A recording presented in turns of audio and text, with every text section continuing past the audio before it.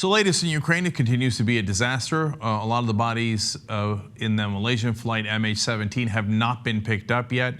They're still in the area. They've not been sent home. Let me give you more details from Reuters. 3 members of a Dutch disaster victims identification team arrived at a railway station near the crash site where rebels say 247 bodies have been stored in refrigerated wagons. So it's obviously a horrible situation to begin with, but there's some 40-some-odd bodies that have not been recovered that are still lying on the ground. Reports of horrible stench in the air. More from Reuters. Television images of the rebel-controlled crash sites where the remains of victims had lain decomposing in fields among their personal belongings have turned initial shock and sorrow after Thursday's disaster into anger. That anger is understandable as you see those victims lying on the ground, and some unattended to, and certainly none returned home where they belong. Now, this looks terrible for the pro-Russian rebels and also for the Russian side in general.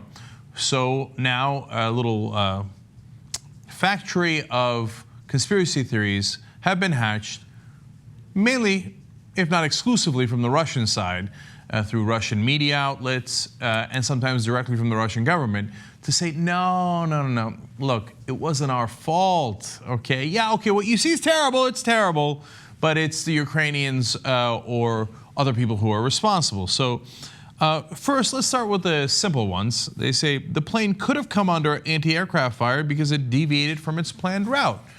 Now, it didn't, but that's a theory that one of the Russian news agencies threw out there, just to say, not our fault, Malaysian Airlines fault, them. More on that. Pro-Kremlin media impresario Konstantin Rykov and others claimed on Twitter the flight had gone 300 kilometers off route.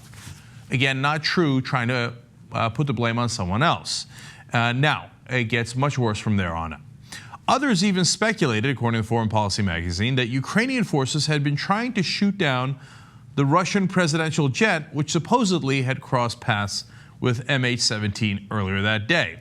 In other words, this one is directly blaming the Ukrainians, not just Malaysian Airlines, and they're saying that's because they were trying to shoot us down. You see, they're doubly at fault. Okay, more from this nonsense. However, the fact that the passports picked up, Rossiya 24 says, by locals after the crash were clean, as if they were fresh from the printing press, cannot but surprise us. In other words, we don't know who those bodies are, but there was clean passports around. So obviously the whole thing is rigged. They're pretending to be the dead Dutch people. So where are the real Dutch people? A lot of people on the plane were Dutch. Where are the 27 dead Australians? If they're not dead, where are they? And why did we make up their passports and throw them on the ground? And where did we land the real plane? I mean, this is madness. This is insanity. But of course, part of the reason for doing this is to get your own side to believe something, anything, because they want to. A lot of the Russians want to believe that it wasn't their government's fault or their supporters' fault, it was other side's fault. So you get many little things, they're like, you see the passports were clean. And the implication of that is what? It's the whole thing, the West, it was the West. Yeah. Makes no sense whatsoever and is not backed up by any evidence. More from Rossiya 24. Rossiya 24 was arguing ever more forcefully that Ukrainian forces had shot down the plane and insinuated that the United States was manipulating the air disaster to take Russia's place as Europe's main energy provider. Aha! There we go. So it's actually the Americans, and they want to take the energy and then sell it to Europe instead of having the Russians sell it to Europe, and then that's why they had the pro-Russian forces shoot down the plane. Wait a minute. Are you claiming there were Americans on the ground? No, come on. Even the insane conspiracy people can't claim that. So how did the Americans get the pro-Russian rebels to act in the way that they wanted by shooting this plane down? Cuckoo for Cocoa Puffs, right?